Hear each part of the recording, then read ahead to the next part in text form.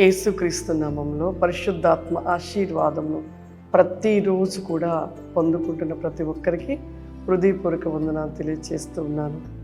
ప్రతిరోజు కూడా మనము ఒక క్రమము తప్పకుండా లేవగానే మనం ప్రార్థించుకొనుట, వాక్యమును ధ్యానించుట, ఆశీర్వాదం పొందుకొనుట మన కుటుంబానికి మనకు క్షేమమని ప్రతిరోజు కూడా మీకు చెప్తూనే ఉంటాను. నిజంగా మనము మెలకువ కలిగిన ప్రార్థన విషయంలో చాలామంది కూడా మెలకువగా ఉండి ప్రార్థించలేకపోతున్నారు.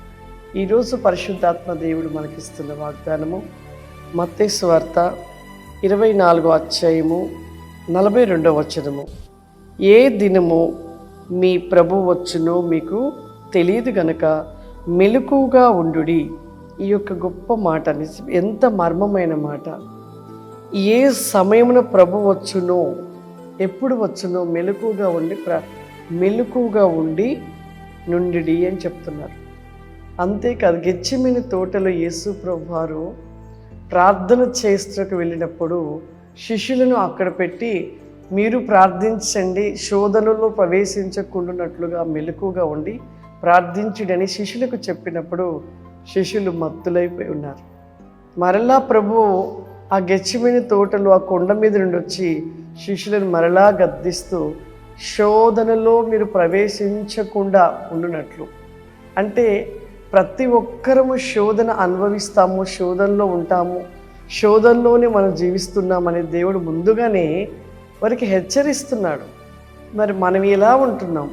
మెలకువ కలిగి ప్రార్థించండి అంటున్నాడు. ఈ మెలకువ కలిగిన జీవితాన్ని మనం కలిగి లేకపోతున్నాం.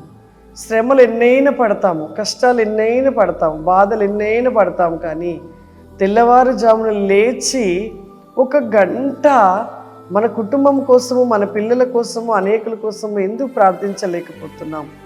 సాతానుడు నీ ప్రార్థనను దొంగిలిస్తూ, నీ ప్రార్థనను చేయకుండానట్లుగా నిన్ను మత్తులుగా నించుతూ ఉన్నాడు. ఎందుకు అంటే చివరి దినాలలో ఉన్నాం.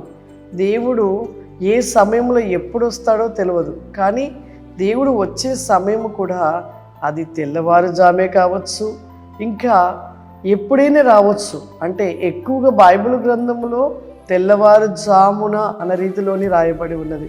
మరి మనము ఆ మెలకువ కలిగి ఉంటున్నామా? మెలకువ కలిగిన జీవితాన్ని కలిగి ఉంటున్నామా? ప్రతి కుటుంబం ఈ చివరి దినాలలో రక్షించబడాలి అంటే ఖచ్చితంగా ప్రార్థన జీవితము కావాలి, ప్రార్థన కలిగి ఉండాలి. ఆ ప్రార్థన కూడా సమయము నీవు మెలకువ కలిగి ఆ సమయంలో నువ్వు ప్రార్థించినప్పుడు నీ ప్రార్థనకి ప్రతిఫలము పొందుకుంటావు.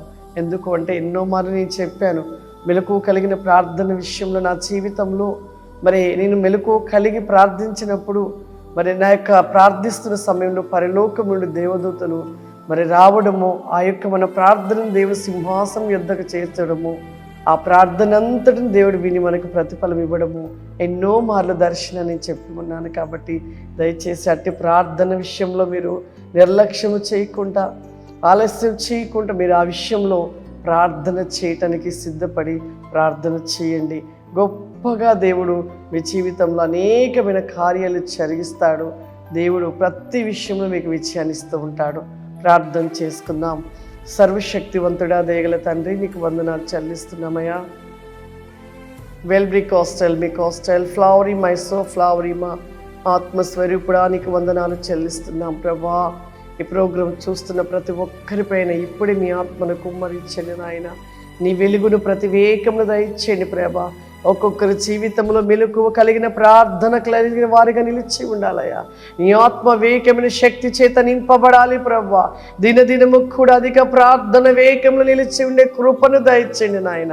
విస్గో మై క్యాన్ ద మా స్టిల్ బ్రిక్ లో బ్రిక్ ఆవరీ మై క్యాన్ ఫ్లవరీ మా ఐ కెన్ మీ స్కెల్ బికాస్ మీ తండ్రి. కుటుంబాలలో ఏ సమస్యల చేత, ఏ బాధల చేత నాయన, ఏ ఇబ్బందుల చేత ఉంటున్నారో ప్రభా, అట్టి సమస్యల నుండి విడిపించండి నాయన. వెల్ బ్రిక్ ఆఫ్ ఫ్లవరీ దబాస్టిక్ కమాందర ప్రతి నీకమైన అతిక్రాస్యమును దయచేయమని యేసుక్రీస్తు నామం పడుస్తున్నాను తండ్రి. ఆమేన్. God bless you. దేవుడు మిమ్మల్ని దీవించును గాక. ఆమేన్.